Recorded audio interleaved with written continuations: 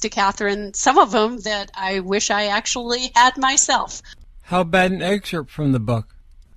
Catherine found herself once again gazing across the expanse at the multi-hued red, tan, and purple mesas rising up from the green-speckled, semi-arid floor of the canyon.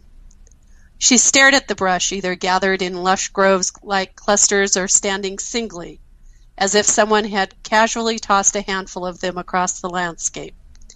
She had begun to relish the view, which possessed a certain familiar comfort, although the incongruous aspects made it too surreal for her to believe it actually existed anywhere but in the dream.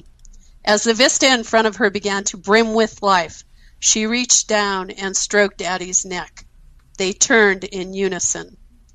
Catherine felt something on her foot and looked down. She had ceased wondering how she could feel and smell in the dream. A small insect had landed on the top of her right foot. She tried not to wiggle her toes. She was always barefoot in the dream, even though in the real world she never went outside without shoes or at least socks on. But this, too, she had stopped wondering about. She focused on the small creature, obviously a bee, though not yellow. Why did she think bees were always yellow? The little creature making its way across her foot was more of a burnt orange.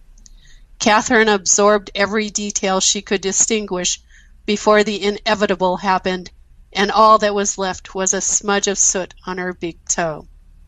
She raised her head and saw the blackened earth, which was not at all comforting, before lowering her hand to feel Addie's soft fur underneath her fingers. Before Catherine could wake herself up, Addie let out a loud yip and began to trot off.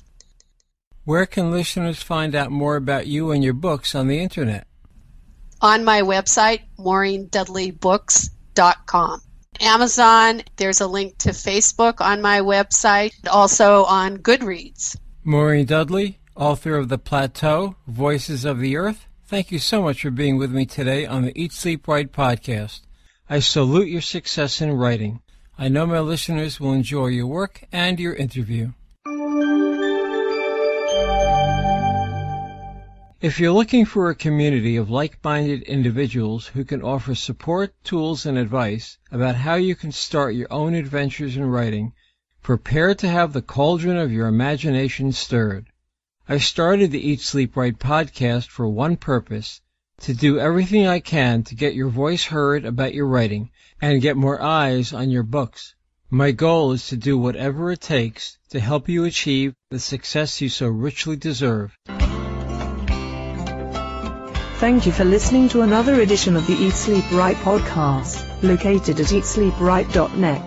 Please send any questions, comments or suggestions to comments@eatsleepwrite.net.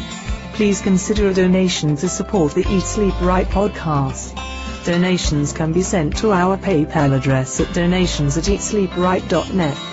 Once in a lifetime, the theme music for the Eat, Sleep, Write podcast, courtesy of Stephen Paul. All rights reserved, used by permission. Please join us again for the next edition of the Eat, Sleep, Write podcast.